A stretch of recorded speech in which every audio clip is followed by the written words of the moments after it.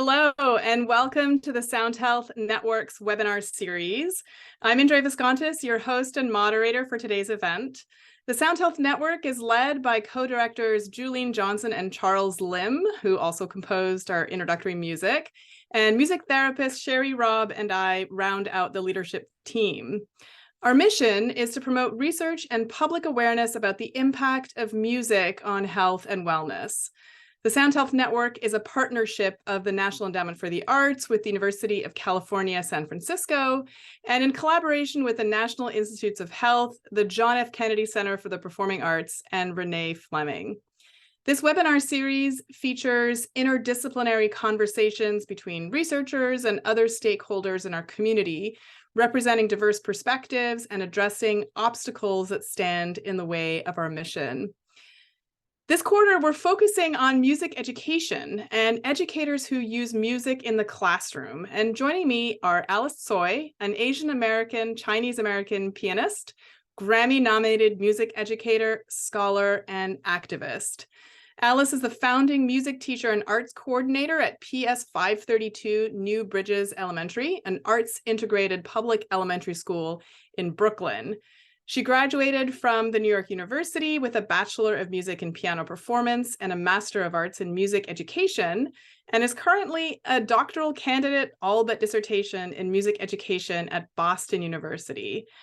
As a product of the New York City public school system herself, Alice is passionate about decolonizing, anti-bias, anti-racist, abolitionist public music education and empowering the individual and collective voices of youth through music as expression. Welcome, Alice. Thanks, it's so great to be here. And also Dr. Christopher Emdin, who's the Robert A. Naslund Endowed Chair in Curriculum Theory and Professor of Education at the University of Southern California, where he also serves as Director of Youth Engagement and Community Partnerships at the USC Race and Equity Center. He previously served as Associate Director of the Institute for Urban and Minority Education and Director of the Science Education Program at Teachers College at Columbia University. Dr. Emdin is an alumni fellow at the Hip Hop Archive and Hutchins Center at Harvard University and was STEAM Ambassador for the U.S. Department of State and Minorities in Energy Ambassador for the U.S. Department of Energy.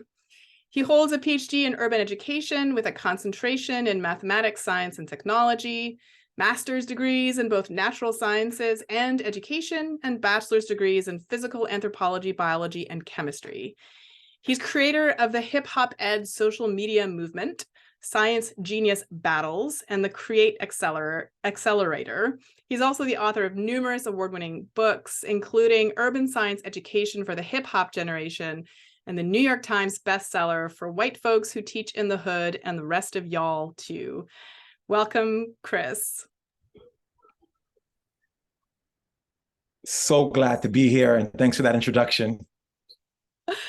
So, Christopher, I want to start with you. On your website, you have this great quote, education is not memorization, it is the activation of the imagination and a path towards liberation. So tell us about, the meaning of this quote and how you live that experience. Yeah, people oftentimes believe that the goal of education is to give young people information or to have some facts or to develop some kind of technical skill around some particular thing. And my belief that it's really about activating the imagination, helping you think beyond the confines of where you exist, helping you sort of imagine futures beyond what is present. And what I find is that if you open up the space for young folks to activate their imagination and really be free in thought and being, that is such a rigorous exercise that content knowledge just sort of happens. When you awaken curiosities that are intrinsic in who young people are, they kind of find a way to find answers to their questions. And if they stumble into math problems or science problems or English problems or social studies problems, they'll discover those on their own once the imagination is activated. And so my work is around implanting that view of education in public schools or schools writ large, and then creating processes, curriculum, standards, benchmarks, rubrics around my perception of what the goal of education is. And so I want to talk a little bit about hip hop ed and the social movement, and it sort of brought at least, I mean, that's how I learned about your work. You know, I saw these really compelling videos and posts, and, you know, it really kind of drew me in. It made me think, wow, this person is doing things so differently, and it seems to be really working. So tell us a little bit about, like, you know, what was the thinking behind that particular movement, and has it achieved what you were hoping it would do? Well, it certainly surpassed my expectations. You know, when I first began using hip hop in the classroom, I was, you know, a math teacher in a middle school in the Bronx, and I was trying to get these kids to understand math and science and feel connected. And despite my most brave intentions or goals or lofty and amazing lesson plans, it just wasn't working. I remember one day looking outside the window and seeing a couple of young people in a hip hop cipher, and they were gathered in a circle, rapping to each other, mouthing each other's lyrics, heads nodding in unison. I heard cheers. I was 3 flights up. I heard cheers when they heard a great rhyme. And I'm like, and I heard them finishing each other's sentences with raps that they'd heard for the first time 5 minutes ago. And I just said to myself, if that can happen in my math and science class, then I win. And so it really began with just gleaning wisdom from young people, learning teaching techniques from their intrinsic and natural ways of knowing and being, and recognizing, as we all know, the power of music and how it connects to culture, and how that activates the imagination, and how that makes people connect to each other in powerful ways. And in subjects like math and science in particular, where it's really rooted in sort of Eurocentric traditions, and where instruction is supposed to be boring and disengaging, you're supposed to just memorize stuff for the sake of memorizing. We need some life, we need some fun, we need some magic, we need some energy, we need some feel, you know? Like, and I mean that, like, we need some feel, like something to make you feel good. I want something to make you feel like goosebumps. Like when you hear Alice playing, like when I hear Alice playing, I get goosebumps. Like, I want that in math and science class. And so I wanted to use hip hop as a mechanism to get there. And so far we've had like a whole bunch of amazing results. You know, kids who are participants in my Science Genius program, where they write raps about science, show up to school more often than their peers. They stay in school longer. They ask more questions in class. They get higher grades. They're more likely to get into college. They're more likely to declare science. Like, all the things that we say we want through the traditional system that doesn't give us those goals are happening when we utilize a cultural art form like hip hop. And so, you know, those are the projects I've been working on right now. Some other really interesting things I've been playing with, like the use of just sound generally in the classroom. Like, what does a didgeridoo look like in the backdrop in a math class to help young people just really settle in and reflect? You know, what does the circular breathing as part of that practice help in being able to activate the imagination around solving a complex science problem? But just gleaning wisdom from music and culture and the arts in traditional teaching and learning has been my work. Yeah, so Alice, I see you nodding a lot, agreeing. You know, as a music educator, look, it's not easy to be a music educator in the public school system where funding is cutting music programs all over the place. I wonder if you can speak a little bit to your practice, and how you are able to show people how important it is and life-changing. Absolutely. Well, yes, I'm snapping up everything that Chris is saying always and forever. And just even the way that you're speaking right now, right? There's life in that, and there's creativity in the way that you're presenting and just delivering information. I mean, I think that when we as music educators bring ourselves to the classroom, so many music educators who are in the field have been very traditionally Eurocentrically trained at the higher institution level. So often that just separates us from the culture that we have within us, the culture that is surrounding us, the communities that we are in. One statement that I say a lot is I'm a classical pianist and I love listening to hip hop on the streets in Brooklyn. I mean, that's what I grew up with, right? I'm like, I can play all these complicated Chopin things and Beethoven, whatever, but I'm also like, yeah, Dr. Dre, like, and Jay-Z, like I can just think of all, I could hear it right now as I'm saying this.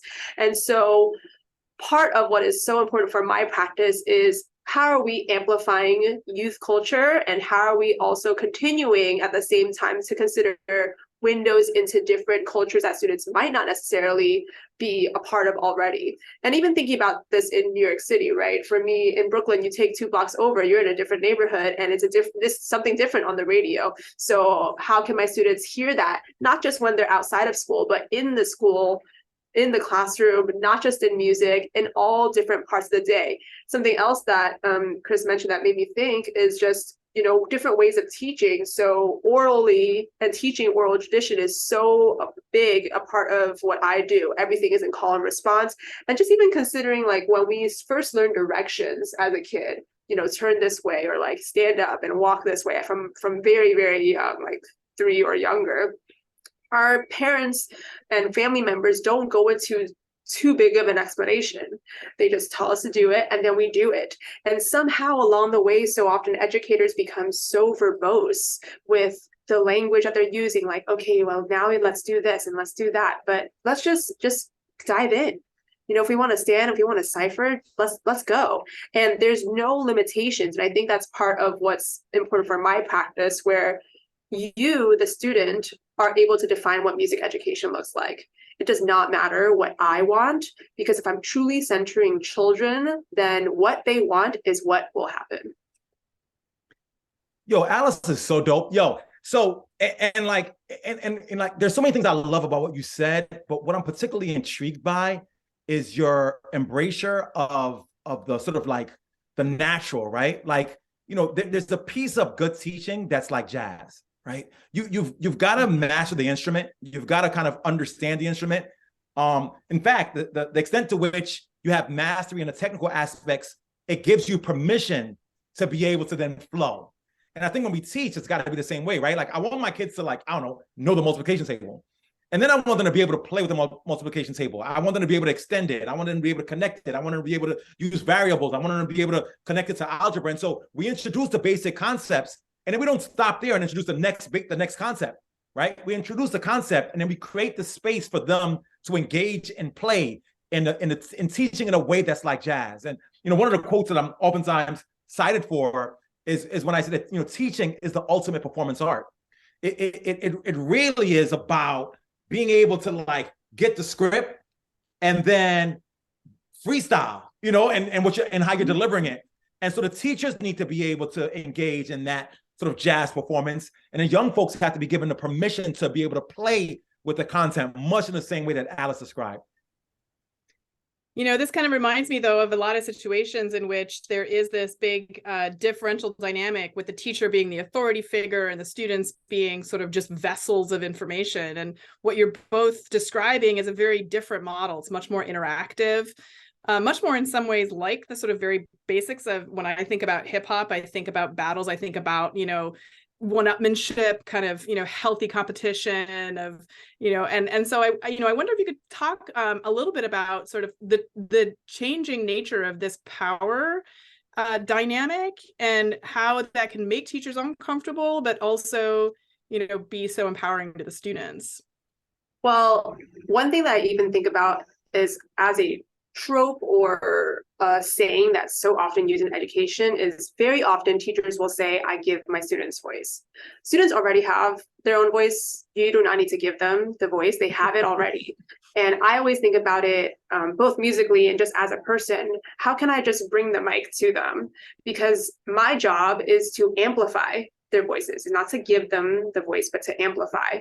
And when I think about how students can then see and live that example out, okay, now my students who I've had for a couple of years, you have now had that mic held up to you. How can you then hold it up to the next person who might not always have that mic held up to them? And even to younger students too. I think so often when we think about education, we're already thinking high school and up, but from the very young, from elementary, from pre-K, 3K, and even younger at this point, there can be intergenerational ways that students can interact together. The 8th grader doesn't always have to work with the 8th grader. The pre-K kid doesn't always have to work with the pre-K kid. How are you then, as a teacher, bringing the 8th grader to the pre-K kid, and then they're co-learning together, right? And it can be very simple things as to like, let's learn how to do X, like +1 + 1, right? From very simple to, oh, like, how do you solve problems? Like, my friend wants this toy and I want to play with that toy too. Okay, now let's see who decides to get to play with that toy. What's the problem solving strategy that you're going to use? And there can be so many ways that this can be extended to math, to like, okay, how do you use evidence to defend this person got to play with it yesterday, I should play with it today? You suddenly are in a debate. Like, there's so many ways to extract that. And ultimately it goes back to, how do students want to approach this. I also think that very often as educators, we don't include families in the process of these decisions. So when we are seeing families, the first time should not be the parent-teacher conference that happens many months into school, right? How are we, even before the school year begins, something that is, I believe, really unique to our school and our community is that we host a large, just invitational welcome. Everyone's just there to meet each other, to chat, to just talk. And so often parents and family members are only asked to school when something goes wrong. What about just welcoming them? How's it going? How are you doing? And something affirmational that we did this year was every family member got to choose one word that they wanted their child to remember for themselves. And that word became a bracelet. And suddenly now that child can wear that bracelet after co-creating with the family member and have it with them so that when it is the February, the April, way many months after the school year has begun, they can just look at that and not only remember the family member, but remember the community that's supporting them to be whatever word it is. Could be proud, could be excited, or just something like important to them. And so I think that it's really important that we, in a way, eradicate the status quo and toss out everything that has been the norm for so long and just consider who's in front of us. And then finally, something that I get asked often is, well, how do I teach music? And I typically will correct and say, I don't teach music, I teach people, and I teach people through music. Just brilliant. And again, I'm just going to pick up on some points that you shared and kind of underscore a few of them and maybe add a little bit of color. You know, I love the idea of remembering.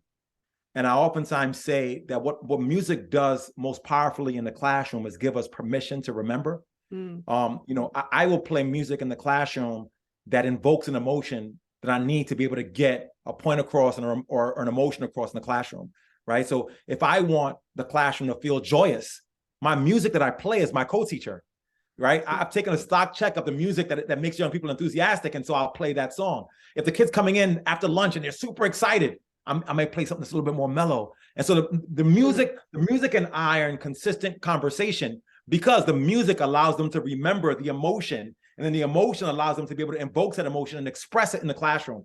I think teachers across content areas, whether you're a music teacher or otherwise, should think about the music that you play as your co-teacher so that you can remember, right? And remembering, not just in the sense of activating a memory, but remember, again, reconnect. I think sometimes when you bring music that invokes something in a community and you play it in the classroom, you would then allow the young folks to bring that community into the classroom with them. They reconnect themselves to the body where their music has an emotion, right? And I think playing with the concept of remembering and remembering as a pedagogical strategy through music is a beautiful thing. I also want to talk about what you said about like eradicating the notion that the teacher is the power wielder, the holder of information and knowledge, and you all come to the mountain and, you know what I mean, and get wisdom from me. And I've always thought about a teacher as a conductor or a teacher as a director, right? You know, the conductor in the orchestra is not playing every instrument. You're not at the violin, you're not at the cello. Like you know enough about the instruments to trust that they will play. Your job is to create the conditions to allow them to play their best in a given moment. And sometimes they'll give you emotion and you give it back to them. Rather than, I think the best conductors aren't really conducting either. The best conductors are carrying the emotion of the artists and giving them a mirror to keep extending the emotion they have in the moment. And so I want folks to think about the teacher as a conductor and think about a teacher as a director. Which is part of this.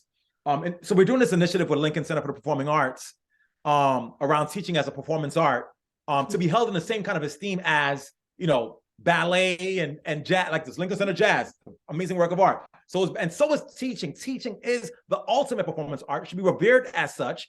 And it allows us to then be able to use these sort of musical and artistic metaphors to make sense of the complexities of teaching and to strike against that that established notion of teacher as holder of information, that sort of banking model of like, let me fill you in with my knowledge. It's really more about an exchange. It's really more like a dance, really. I'm sorry, I'm in my bag right now. Like teaching and learning is like the ultimate dance. Like you have to trust your partner. You have to allow your partner to lead. You have to understand the moments where you do need to lead, because you can't have the kids just doing whatever they want. But it's that delicate balance of recognizing the moments where you lead or you take a back seat. You allow your partner to shine so you collectively look better. It's describing the art of teaching in those beautiful and complex and artistic and musical ways that allows us to be able to rail back against the established traditions that have not served us well for a very long time. I think what you're saying is so important for even like conservatories, that sometimes, they're supposed to churn out like top performers, but oftentimes they diminish music education and the sort of teachers in it. Like there's this kind of notion that like, well, if you're not going to be a great performer, you can always teach, which is such a backward way of going about it. Like, is that really how we want to, put the hands of our future into like someone who like had a dream that they didn't, So I wonder if you could, this Lincoln Center project sounds really great. Yo, can I interrupt you? And the greatest performers sometimes have no soul. You ever heard somebody who's technically on point? Like you're like, oh my gosh, they did not miss a single note. They read that sheet music perfectly, but there's something that's missing, right? Mm-hmm. And a lot of folks go through conservatories or otherwise with the utmost technical skill and the absence of soul and emotion, which makes everything delivered to the audience fall flat. And I don't want to throw no shade to my colleagues. I was talking to a couple of my people the other day, and the program in the entire university that has the lowest percentage of completion in the doctoral program is the music program. It's this hyper focus on technical acuity at the expense of humanity. Yeah. And it's like, that's why like sound help is so important, because not only helps us to be able to like engage in these really powerful conversations, it all helps us to challenge the ways that music and the training in music has been in many ways like the holder of all these traditions that are problematic, and a follower of traditions that don't do right by musicians and the world. And so we have to collectively construct a criticality around even the domains that we hold in high esteem, like music, to say, how is music also doing damage? Well, just to add on to that, Chris, I mean, I think you already mentioned that soul part, right? Something that I often say to my students is I never want someone to come to our performances and then say, wow, all those notes, they were in tune. Like that's not the feedback I'm looking for. That's not the audience reaction I'm looking for. So what it is that I seek as a music educator is, so how did you feel? What moved you? What didn't move you? What was uncomfortable, right? What are those moments that are shifting the way that we are experiencing life? And to take it back to the really basics in my space, from the get-go, from the moment that they're singing anything, creating any music of any sort, it's connected back to emotion. And so what is this sound making you feel? Or you have a feeling, how do you create a sound out of it? Both ways, right? And so once they're able to start connecting these moods, these feelings, these changing emotions with sound, now let's start to create. I think so often in music education as it currently is, it's so much about performance, but not about creation. And so how can we really truly center creation, not so that it's to check off a box like we did, we created something for one performance, but as an active part of our teaching and our learning, so that we're constantly seeking ways that students can create and ultimately share parts of themselves. Another way that I think about that is through, honestly, lyrical analysis, right? Lyrics of any genre, but I really do look to rap and hip hop a lot myself as well. So I'm looking at lyrics or poems also. Something that I just did today with fellow music educators is take a look at Amanda Gorman's The Hill We Climb. And that poem, and just listening to that poem, everyone has some level of reaction, right? So first, we have to look inwards. What is our personal reaction to these different words that are coming out, these different phrases? Is it polarizing? What's coming up for us? And now, okay, let's say that the word inertia, which was one of the words in that poem that came up for a lot of people, inertia came up. What does inertia sound like for you? And because Chris, you have different musical background than I do, and so does everyone in the world, I should say. We all have different musical experiences in our life. I hope it sounds different. I hope that your sound of inertia is different than mine. But okay, now let's engage in conversation. Now you have a sound of inertia. Now I have a sound of inertia. How will they interact with each other? And then once they've interacted with each other, what will the audience perceive of that? And so these layers of questions, of self-reflection, of when we listen to any poem, any lyric, and the way that it stirs something up in us, we have to so badly want our students to feel that same stirring, so that when you see, even if it is the same performance, even if it is Jay-Z and Alicia Keys' Empire State of Mind for the millionth time of performance, that no matter what, I can still feel something different, because the intent of the performers, of my students, is different each time, because each kid is different. So breaking it down to those differences and then coming back together. Now you've come together to create this performance. So what do I, the audience member, get from that?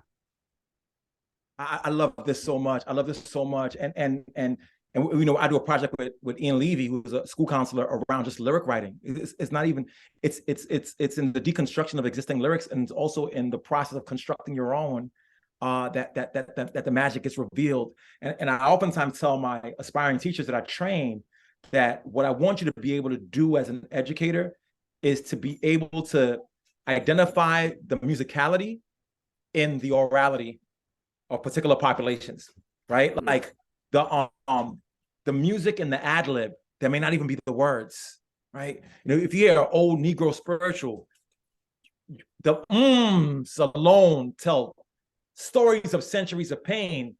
And how do you, as an educator, become attuned enough to be able to read that? So how do you read when a young person is like, whatever, or whatever, or whatever? And how are you able to glean from the same word, but in the ways, in the notes of their words? How are you able to be able to decode the meaning behind that? And how are you able to be able to understand your own positionality and the ways that your words, and I love what you said about this, I was like, how the way that you might be saying something and your intent may be received differently from somebody else who's had different experiences with that way of speaking, right? You know, teachers who come into the classroom and like, sit down and get your books out. For a young person who comes from a particular background, right, it sounds just like stand up and put your hands against the wall. And that may not be your intention, but your tone invokes that same emotion. And so the student will respond to you like they're responding to a police officer who's harassing them, even though your intention is to love them. And so how do you check your tone, right? And how do you tune the instrument that is your voice, right, to the orchestra you're constructing with your students? And I think that that kind of nuance has to be troubled.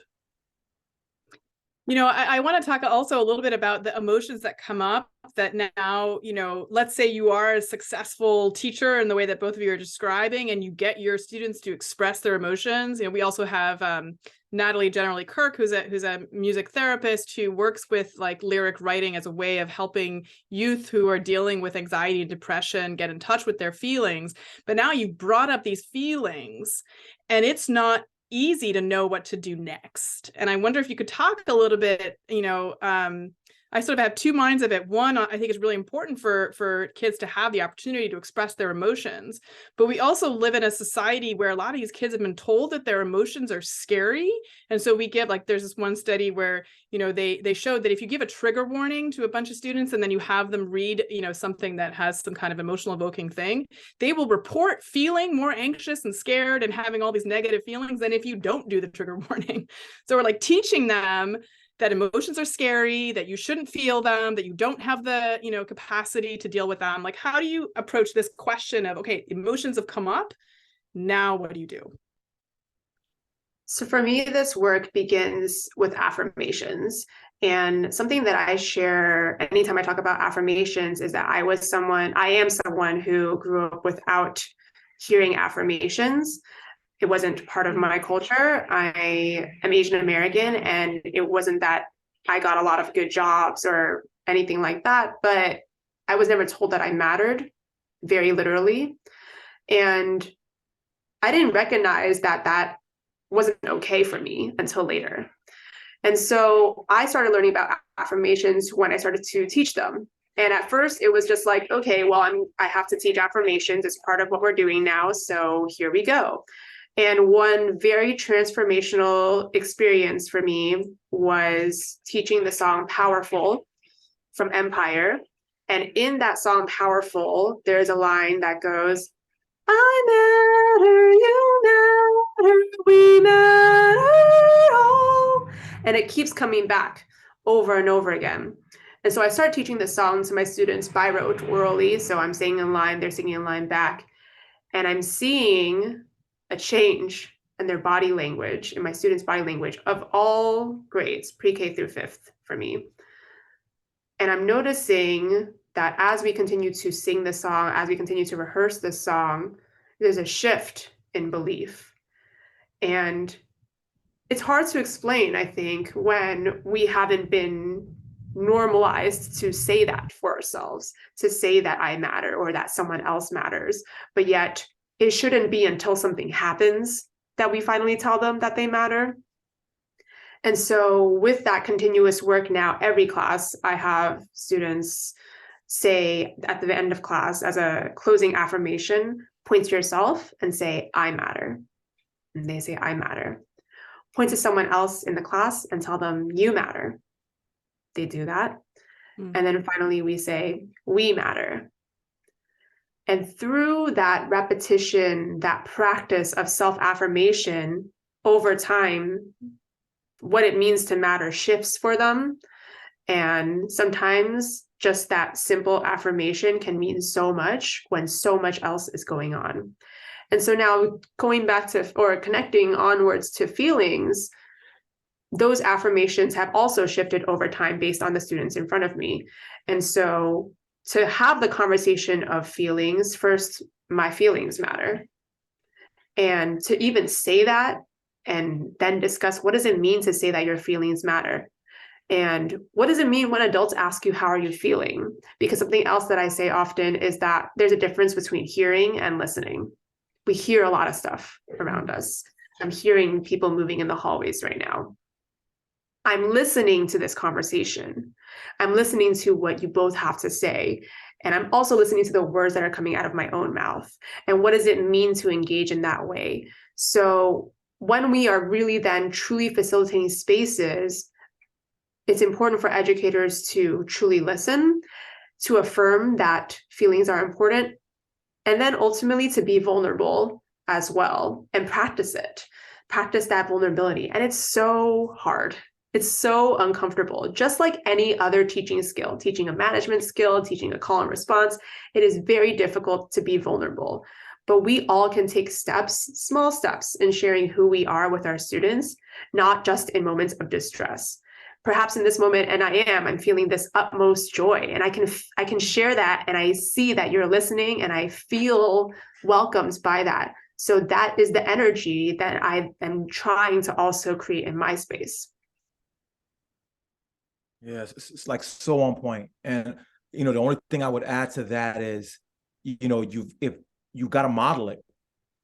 Young people only learn not what you say, but what you do and how you navigate through similar circumstances. And a lot of adults say, like, I want you guys to share your emotions. We've done these practices to get you to share how you feel. But they've never seen anyone in their lives actually go through the roller coaster of emotions and navigate that. And so, you know, part of the practice when I train teachers or when I work in school districts is, you know, we'll say, okay, like, what does anger look like in your body? How do you express that? And then how do you go through the arc of emotions around dealing with that anger in front of your kids, right? So I might play up my emotions in response to the Super Bowl. I really wanted Philly to win. It still makes me so upset. I'm so upset. Dr. E, you okay? No, I need a minute, because when I'm upset, I have to take a minute, right? And I literally walk around the class with them, and I'm like, you know what? I just need to breathe, and I walk through breathing with them. And so you're modeling through the range of emotions with them as you're articulating that it's okay to have the emotions, and then you're also teaching them how to be able to walk through themselves. So you're getting it from multiple levels. I think oftentimes we train folks on how to do things, and we expect that if we say it, they get it. And the reality is that we're multimodal human beings. So I might need to see it, I might need to hear it, I might need to reflect on it. I might need a range of opportunities to be able to soak in the content. And so, I'm a firm believer in affirmations as well. And I'm really clear on having young people like write their own affirmations that they say to each other. My latest book is called STEM, Steam, Make, Dream, which literally talks about art, music, hip hop, and STEM. And in it, I have like a STEM mantra, right? Where it's like, I'm a scientific mathematician. I don't make mistakes. I make small blunders, right? Like, and just saying it out loud allows you to be able to lean more in a direction of knowing what to do with the emotions when they come in other things. And I also say this, like, you just gotta love people, right? The nature of this practice around even social emotional awareness or wellness in contemporary education is always about when something happens, what do we do? And I always say it's the love and care we receive when we're well that we draw from in the moments where we're not. And so it's not about like, oh, this happened, let's have an intervention. It's like, no, I'm gonna love on you every single day. So that when there are moments where you're not all the way there, there's a reserve there to draw from and pull from to help you through. And I think, so those are some ways I've done this. And I also do a practice where, we train teachers, because I don't believe that a teacher and counselor are separate. That's just my philosophy. And so, we're like an edu counselor. I'm literally working on a book with Ian Levy right now on this, on how we can train counselors to understand some pedagogical strategies and train teachers to understand some counseling strategies and incorporate those things in each of their practices. And I think the idea that these things are separate did not come from anywhere but the system, right? Like, the idea, like the counselor is trained on this, and then the teacher is trained on their, like when I say it out loud, it just sounds so counterintuitive.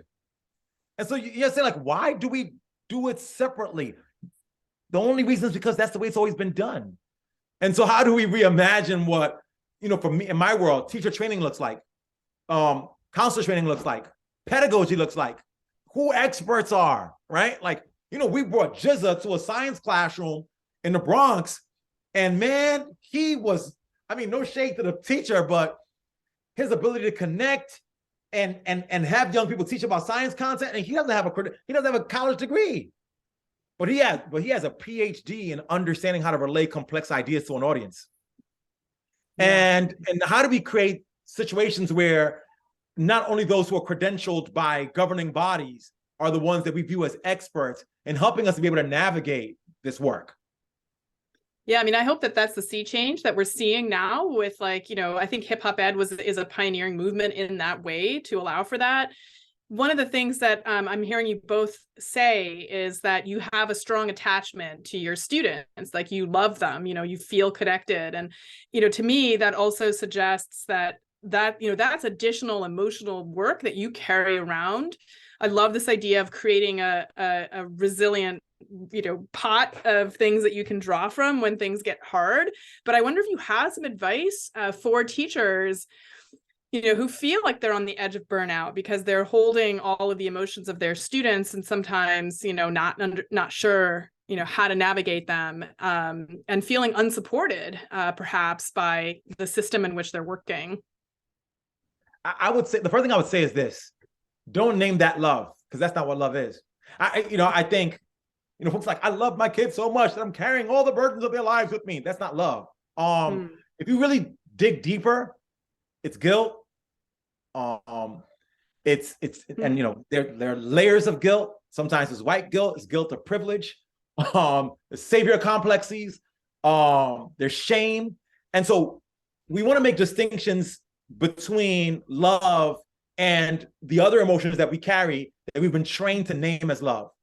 And then when we're able to name the emotions that are the source of the consternation, then we can construct different strategies, right? So like, what you're carrying is a lot of shame around the privilege that you hold of not having gone through those processes yourself in your life, right? How do we work together to be able to help you detach from that shame and understand that the experiences that you had don't inhibit you from being able to have empathy, that empathy is not burdening, but rather creating space for somebody to articulate their emotion freely. So, it gets, you're detangling the emotions and then getting to their root. and then constructing strategies to address the actual emotions. And that allows love, because love is healing, love is kindness, love is stretching, but not burdening. And it's important for us to be able to, let's not bastardize the concept of love by attaching other emotions that are not love to it. I will also say, though, that there are things that are like, look, I was at a school this morning, and it's one of these schools that's one of the first, pilot schools in the nation who is doing AP African American Studies. And, it's so beautiful to be in that space with those young people, but they're also carrying so much responsibility. Like, what if we're not good enough? We're one of the first 60 and people are banning this. And so I carry the burden of my students in a way of saying, man, I've got to love them through those emotions. It's not the love, like the love is there, but it's like understanding how I need to step in to allow them to understand that you owe no one anything, right? But your best self. And affirmation step back in that space also. And then I'll also say, like, there's certain things that there's no space for in teaching. Shame, guilt, fear. And a lot of what teachers are carrying is fear, like fear that I might get fired if, can I say I love them? Love has been, it's been adulterated to make it seem like it's something that's so, and so it's also like having school leaders create the conditions to allow teachers to be able to teach and love fearlessly. Create the conditions for young folks to be able to learn fearlessly, right? To step out of the tropes and the stereotypes of who I'm supposed to be, right? To be a little ratchet-demic, right? Merging my multiple selves and still being able to, be classically trained and love hip hop. Like, y'all don't understand, like Alice Tsui's dopeness is in her, it's in her full ability to step into her multiple selves, right? Listen, y'all, I'm like Grammys and all that, they be hitting me up, but I still be in Brooklyn with the babies doing what I do. Like, if you want some classically trained stuff, I can give you that sauce as well. But I'm gonna give you some Dr. Dre and Eminem references if you need to, right? It's in the freedom to operate fully in all the domains that shape my identity. And I think if we allow ourselves as teachers and young people to do that, a lot of those negative emotions naturally get dissipated. But it starts with a recognition of the complexities of the emotions around the dance that is teaching and learning. All of the above, and I want to also, I think about wordplay a lot, and in the word fearless, if fear is still an emotion that you carry, fear less. So it's not just today I must eradicate all fear, right? Because baby steps. So maybe today I'll fear a little less about this aspect, whether it's teaching or just things in my life or just who I am. It's interesting that you bring up our own conceptions of love. I think that for me, culturally, I have different understandings of different emotions because of how I was raised and the environment around me. And so I have more comfortable relationships with certain emotions than I have with other emotions. Being proud, for example, is not an emotion that I'm the most comfortable with because as a child, I did not exercise that emotion much. And so when we think about ourselves, we all have such different lived lives, multitudes of experiences. So when I'm in front of the students, what are the emotions that are coming up for me? When I'm at home eating dinner, what are the emotions that come up for me? When I'm doing just grocery shopping, whatever, what are the emotions that are coming up for me?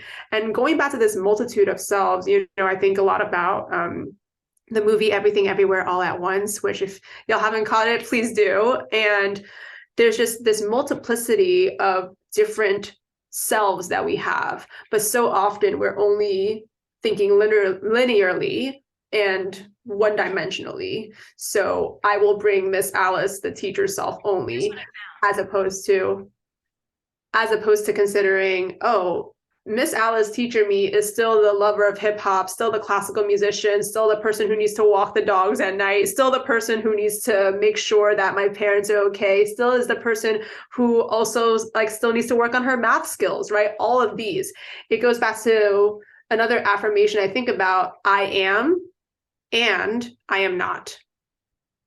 as opposed to I am, but I am not. So often we just add in the but as opposed to celebrating, yes, I am those things, I'm not those things, and maybe I'm working on them and maybe I'm not. And so it's being so real with yourself that when you're in front of the kids, they know you're being so real with yourself that now, okay, I'm seeing Miss Alice being real with herself. I'm going to be real with myself in this shared space now because I feel comfortable enough, or perhaps over time, I will become comfortable with peeling different layers of me. And maybe that comes musically, maybe that comes in their playing, comes in their intonation, and maybe it just comes in like, I'm actually going to tell you how I'm legit feeling, not just saying fine. And that already is such a huge step that I can take. And then ultimately, I think the other part for educators to consider is how often are we checking in with ourselves that is not subscribing to the pace of white supremacy. That part. Say, wait, hold up. Don't stop. Bring that one back and say that one again, please. I will. How often are we subscribing to the pace of white supremacy? Because if we're just like, okay, let me answer this email and let me do this, and I got lunch duty, and now I gotta do recess, and now I gotta write this email back, and I have to lesson plan, and I have to do this. It's endless. But we must center our rest as part of it and who we are. So where are the times that I'm gonna take that in my 20-minute prep? Can I take those 2 minutes? Why are you even asking permission? Take those 20 minutes for yourself. And maybe for some people it's 20, maybe for some people it's just 2 minutes, 2 minutes of calm listening to music, 2 minutes to let me hear Rihanna's whole set again in 2 minutes, whatever that is for you. And we have to be sustainable about that, where it's not just, okay, when things go wrong, I'll do this. It's on the best days of my teaching, I am rocking it. The kids are getting it. We're vibing. I'm still going to take those couple of minutes for me. And that will keep feeding me so I can keep going, again, going back to the reserve, right? Those 5 minutes over time, over a week, that's 25 minutes, right? 5 days, 25 minutes that I took for me in a world that will keep moving. And that will keep moving with or without you. And that was so beautiful, Alice. Like, and as you were speaking, there's only one thing that I thought of. And so one of my heroes is Maxine Green. And if people don't know who Maxine Green is, like Google, she passed away in the mid 2000s, and I was so heartbroken for a very long time. And she always used to say, I am who I am not yet, and I'm always becoming. And that phrase is so powerful because it allows you to understand that you can consistently work on yourself, and also that you deserve to work on yourself. And that for you to be, you must be willing to see that it's a journey and it's a process, and that it operates at the pace of your own humanity. It does not operate at the pace of white supremacy, and it operates at the pace of your own humanity, this process of becoming. And I think that when we recognize that you don't have to have all the answers, you don't have to be fully complete and polished, you just have to be in a process of becoming, and you have to create the conditions for young folks to do the same. A lot of the dialogue we've had so far, like for this time that we've had together, it's really be boiled down to that. And then one thing I want to also underscore, y'all, look, Alice Tsui gave y'all fearless as fearless. Put that in conversation and remember when you remember. If you get nothing else from us, those two things alone can be the anchors of your pedagogy going forward. Yeah, I mean, that's really beautiful. And, listening to both of you talk reminded me of a conversation I had with this woman who's doing her PhD in nursing, and she's doing a study on Black joy in caregiving.